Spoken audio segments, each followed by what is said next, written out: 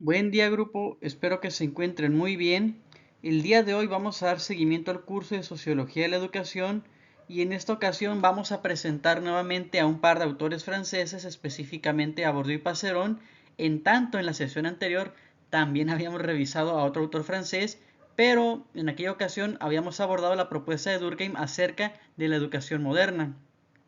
En este sentido, en dicha sesión habíamos señalado que para Durkheim la educación tiene que tener una doble cualidad que él denomina como acción única y acción múltiple. Acción única en tanto la educación moderna tiene que operar como una especie de sustrato común moral en relación con la creciente división social del trabajo propia de la época,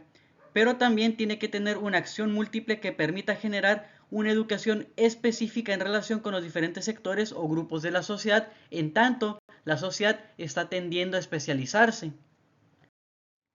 Ahora bien, en este sentido nos vamos a enfocar entonces en la propuesta de Bourdieu y Passeron, quienes por lo menos en este capítulo a partir del caso francés buscan indagar en relación con el rendimiento educativo. Específicamente buscan responder por qué algunos alumnos alcanzan un alto o un bajo rendimiento educativo y para ello van a echar mano del concepto de hábitus. Inicialmente, los autores se van a desprender de una serie de propuestas tanto de la pedagogía como de la sociología que bien reducen el rendimiento educativo a lo que acontece solo en el aula o bien reducen el rendimiento educativo a una serie de categorías de origen como la clase social. Al respecto, Bourdieu y Passeron, para presentarnos el caso francés, no solamente dan cuenta del rendimiento educativo que acontece en el nivel universitario, sino que también lo hacen en relación con el nivel básico. En este caso, los autores parten del supuesto de que a partir del análisis de estas trayectorias de los estudiantes desde el nivel básico hasta el universitario, se pueden localizar o detectar algunos indicadores muy puntuales que permitan predecir ese rendimiento educativo. En este caso, parten además de una crítica puntual a la pedagogía, en tanto ésta se concentra en el desarrollo de los mejores métodos de enseñanza-aprendizaje, de los mejores métodos de comunicación pedagógica, que en ese sentido se concentra la pedagogía en lo que acontece dentro del aula y muchos de los instrumentos de evaluación que utiliza tienen un carácter estandarizado y se remiten solo a lo que acontece en ese nivel educativo en ese momento puntual, ignorando que el estudiante ha atravesado previamente un proceso de socialización. Así pues bien, al enfocarse en esas trayectorias de los estudiantes, lo que Bourdieu y Passeron están haciendo es enfocarse precisamente en este proceso de socialización y analizarlo a partir del concepto de hábitus. En este sentido, entonces, cuando Bourdieu y Passeron den cuenta del rendimiento educativo, no lo van a hacer a partir de considerar solamente lo que sucede en el aula, sino que el rendimiento educativo va a estar relacionado con el desarrollo de las trayectorias de los estudiantes y como tal van a proponer entonces esta hipótesis que se muestra en pantalla. Los autores parten del supuesto de que el éxito académico, el alto rendimiento educativo, depende de la distancia o la correspondencia que pueda haber entre el hábitus inculcado y un hábitus a inculcar.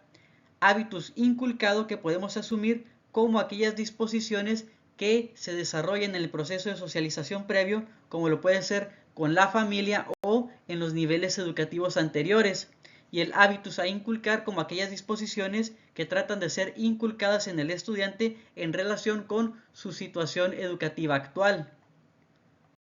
Así pues bien, a partir de esta hipótesis podríamos señalar en el caso de la pedagogía que cuando se señala que determinado método de enseñanza-aprendizaje es efectivo, quizá no es efectivo en sí mismo, sino que ese método de enseñanza-aprendizaje logra generar correspondencia o se corresponde con el hábitus inculcado y el hábitus a inculcar, y no tanto que el método sea efectivo en sí mismo, sino que logra generar esa correspondencia en relación con algunos estudiantes. En este sentido, entonces, cuando Bourdieu y Passeron den cuenta del rendimiento educativo, no lo van a hacer a partir de considerar solamente lo que sucede en el aula, sino que el rendimiento educativo va a estar relacionado con el desarrollo de las trayectorias de los estudiantes y como tal van a proponer entonces esta hipótesis que se muestra en pantalla. Los autores parten del supuesto de que el éxito académico, el alto rendimiento educativo, depende de la distancia o la correspondencia que pueda haber entre el hábitus inculcado y un hábitus a inculcar. Hábitus inculcado que podemos asumir como aquellas disposiciones que se desarrollan en el proceso de socialización previo, como lo puede ser con la familia o en los niveles educativos anteriores, y el hábitus a inculcar como aquellas disposiciones que tratan de ser inculcadas en el estudiante en relación con su situación educativa actual. Además, un elemento que va a destacar dentro de la investigación de los autores es que será en las clases medias y clases altas donde parece que existe mayor correspondencia entre el hábitus inculcado y el hábitus a inculcar. Y esto se va a deber a que el hábitus a inculcar es también un hábitus de clase media que encuentra correspondencia inmediata con el hábitus inculcado que ya tienen los estudiantes también de clases medias. No obstante, será a partir de esta correspondencia entre el hábitus a inculcar y el hábitus inculcado propio de las clases medias, en donde sería pertinente preguntarse entonces por qué hay estudiantes de clase trabajadora que pueden alcanzar un alto rendimiento educativo. Es decir, si el hábitus a inculcar propio del sistema educativo como un arbitrio cultural propio de las clases medias se corresponde con un hábitus inculcado que ya poseen los estudiantes socializados en la clase media, si es circular esta correspondencia, entonces ¿por qué hay estudiantes de clase trabajadora que también pueden alcanzar un alto rendimiento educativo? Así pues, a partir de esta pregunta acerca del alto rendimiento educativo entre los estudiantes de clase trabajadora, es en que Bourdieu y Passerón van a sumar una crítica adicional a la ya hecha a la pedagogía por su interés solamente en los métodos de enseñanza-aprendizaje, en la acción pedagógica situada en el espacio concreto del aula, van a añadir una crítica adicional, pero en este caso a la sociología, y específicamente a aquella sociología que explica el bajo rendimiento académico a partir solamente de una serie de categorías de origen del estudiante como lo sería su origen de clase social. Es decir, si el estudiante es de clase trabajadora, en consecuencia va a obtener un rendimiento educativo bajo y viceversa, hasta de una forma tautológica. Si se obtiene un bajo rendimiento educativo, es probable que sea porque el estudiante es de clase trabajadora. Y no obstante, este abordaje no es capaz de explicar entonces por qué hay estudiantes de clase trabajadora que logran obtener un alto rendimiento educativo. Por ejemplo, esta crítica va a estar dirigida a algunos autores como Baules y Gintis o como Baudelot-Stablet, quienes a partir de la teoría de la correspondencia o a partir de la teoría de la doble red escolar van a dar cuenta de este carácter autorreferencial acerca de por qué los estudiantes de clase trabajadora obtienen empleos de clase trabajadora. Ahora bien, luego de plantear esta inquietud acerca del alto rendimiento educativo entre los estudiantes de clase trabajadora y de plantear esta crítica que hemos señalado previamente, entre los hallazgos de Bourdieu y Passerón en esta investigación particular, se van a encontrar con que si bien la clase social de origen genera condiciones objetivas que pueden facilitar o impedir la transición de un nivel educativo a otro, se van a encontrar con que la clase social de origen, en tanto vinculada a la disposición de determinado capital económico, solamente opera como buen predictor del alto rendimiento educativo en relación con el nivel básico. Con el nivel educativo superior o universitario, la clase social de origen en relación con la disposición de capital económico no juega o no opera con tanta centralidad como sí lo hace la disposición de capital lingüístico. Así pues, si bien en las familias de clase trabajadora no se dispone del capital económico, sí se puede disponer de determinado capital lingüístico y muchos grupos familiares de clase trabajadora dedican sus esfuerzos precisamente para que sus hijos, en tanto estudiantes, adquieran este tipo de capital.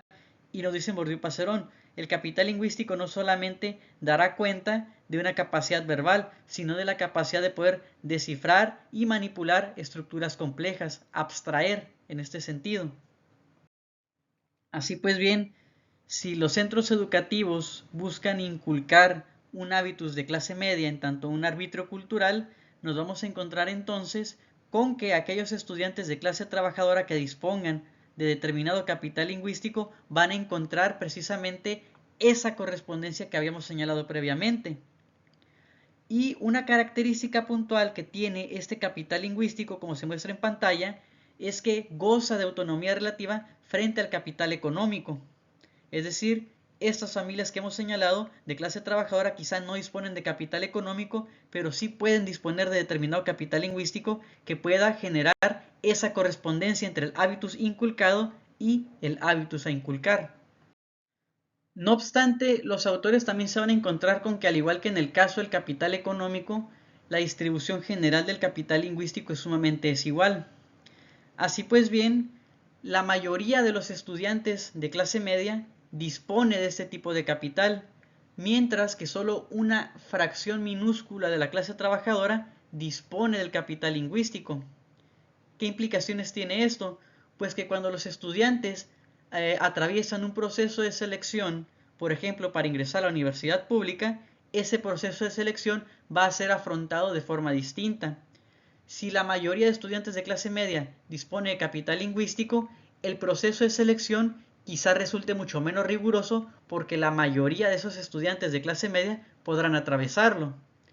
Pero para el caso de los estudiantes de clase trabajadora, ese proceso se puede afrontar de forma más rigurosa porque solo una fracción dentro de los estudiantes de clase trabajadora dispone de ese tipo de capital.